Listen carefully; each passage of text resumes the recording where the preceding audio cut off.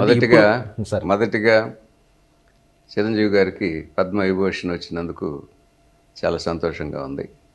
పద్మవిభూషణ్ అనేది మామూలు ఇది కాదు.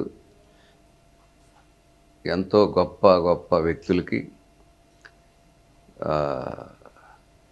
అంటే ఒక సినిమా యాక్టర్గానే కాకుండా ఎన్నో కార్యక్రమాలు, ఒక బ్లడ్ ఇట్లాంటిది కానీ డొనేషన్స్, బ్లడ్ బ్యాంక్, ఎన్నో ఎన్నో కార్యక్రమాలు, బ్లడ్ డొనేషన్ కానీ ఇది ఐ కానీ బ్యాంక్, ఇట్లాంటివన్నీ పెట్టి ప్రజలకు ఎంతో సేవ చేసినటువంటి చిరంజీవి గారిని గుర్తించి భారత ప్రభుత్వం ఆయనకి పద్మవిభూషణ్ ఇవ్వడం మొట్టమొదటిగా ఆయనకి కంగ్రాచులేషన్స్. నాకు పర్టికులర్గా చాలా సంతోషంగా ఉంది. చిరంజీవి గారంటే ఒక పట్టుదల, కృషి, కష్టం. అంటే మనిషి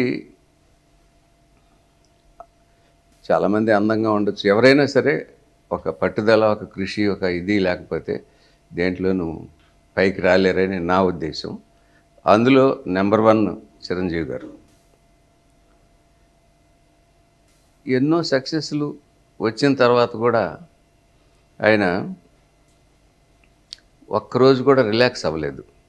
ఐ థింక్ నేను ఈ మధ్య చేయట్లేదు కానీ ఈ మధ్య కూడా అలాగే ఉన్నారని నేను విన్నాను.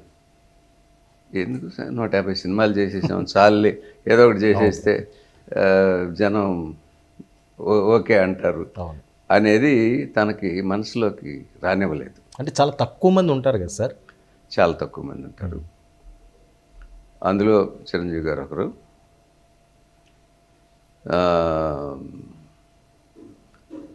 అట్లా అంత కష్టం, అంత కృషి ఆయన చేశారు కాబట్టి ఈ రోజున మెగాస్టార్ అయ్యారు. సార్ మీరు ముందు రోజుల్లో చిరంజీవి గారిని చూసినప్పుడు ఈయన ఒక గొప్ప నటుడు అవుతాడు, ఇండస్ట్రీని ఏళ్తాడు అని అనిపించిందా సార్? డెఫినెట్గానండి. నేను ఫస్ట్ మా ఇద్దరి కాంబినేషన్ న్యాయం కావాలి. అవును. న్యాయం కావాలి సినిమాలో తను కొంచెం villainish negative role. So negative role కూడా బ్రహ్మాండంగా చేసి మెప్పించాడు. అంటే చేయడం అంటే దీనికి చాలా మామూలుగా ఏంటంటే ఒక ప్రొడ్యూసర్ కానివ్వండి, ఒక డైరెక్టర్ కానివ్వండి, ఒక రైటర్స్ కానివ్వండి, సాంకేతిక నిపుణులు వెనకాల చాలామంది ఉంటారు.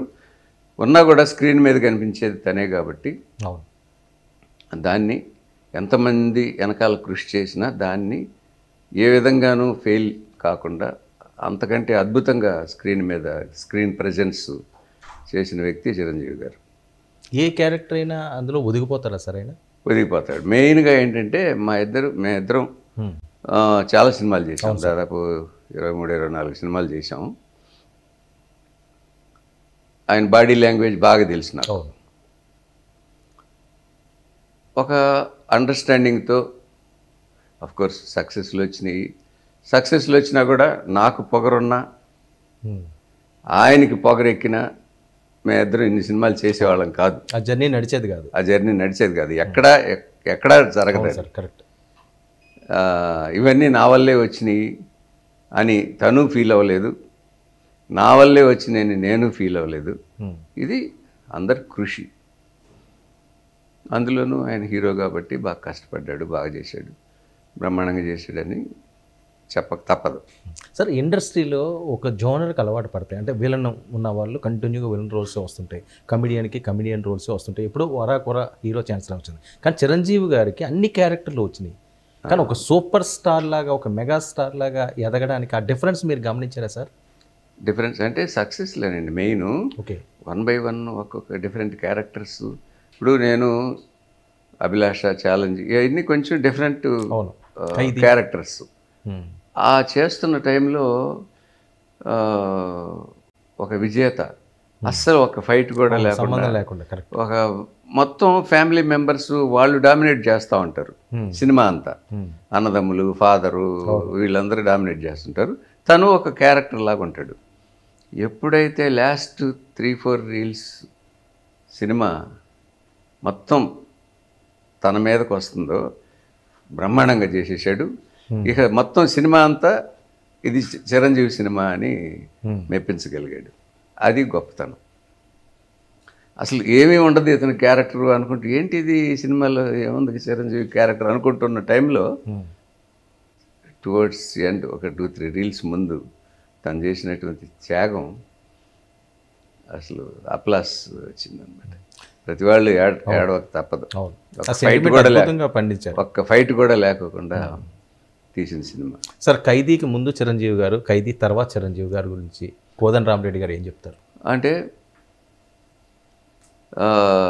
ఖైదీకి ముందు నేను చేసింది అభిలాష, న్యాయం కావాలి, కిరాయి రౌడీలు, ఫ్యూ ఫిలిమ్స్ చేశాను.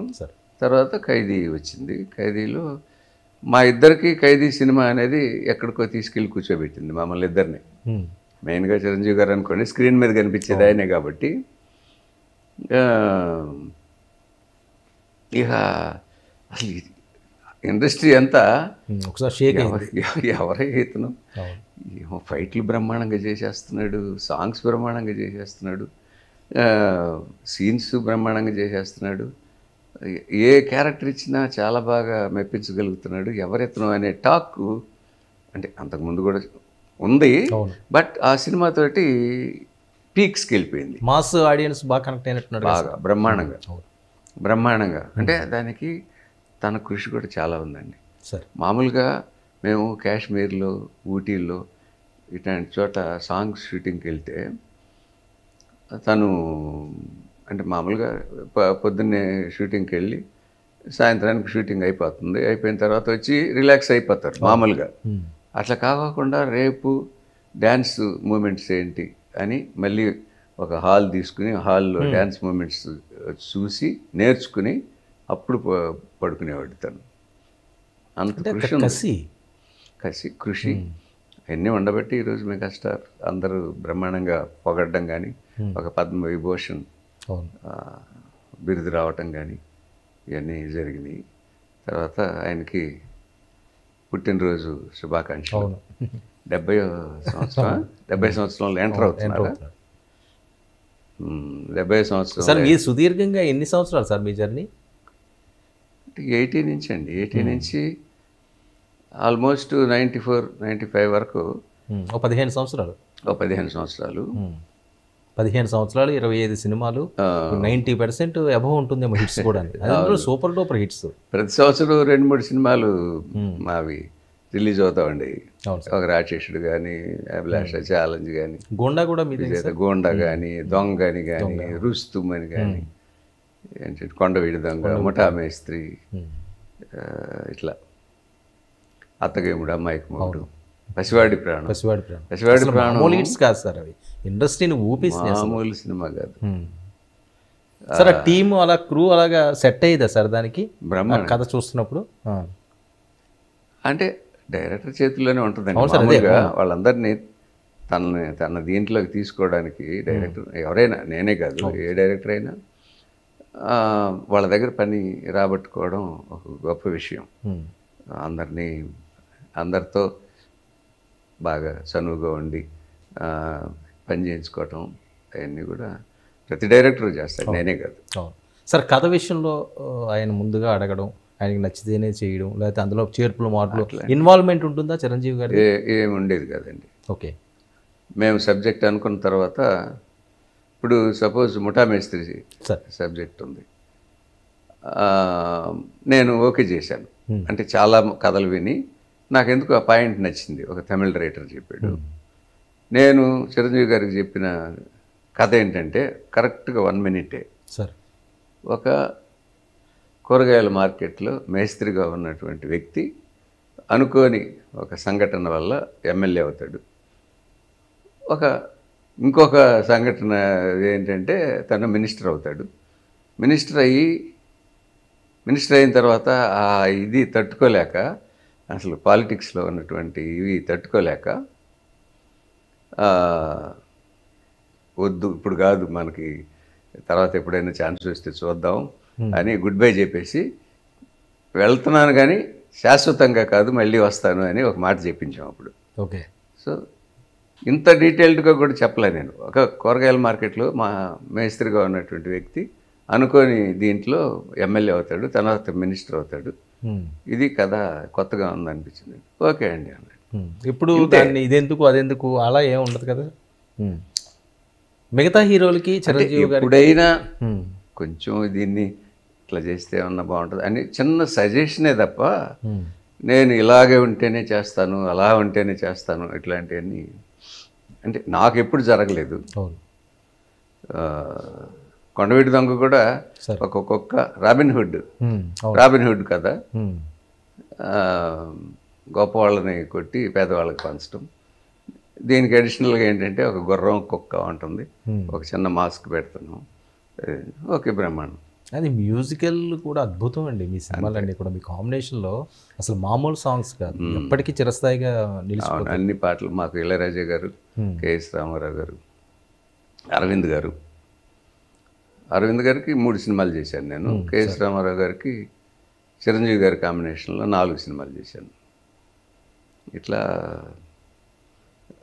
ఒకరికి 5 సినిమాలు 6 సినిమాలు అట్లా చేసుకుంటారు. సార్ చిరంజీవి గారు హీరో అని మీ బ్రెయిన్ రాగానే ఈయన పెట్టాలి మనం సినిమా తీయాలంటే అప్పుడు కథ చూసేవారా?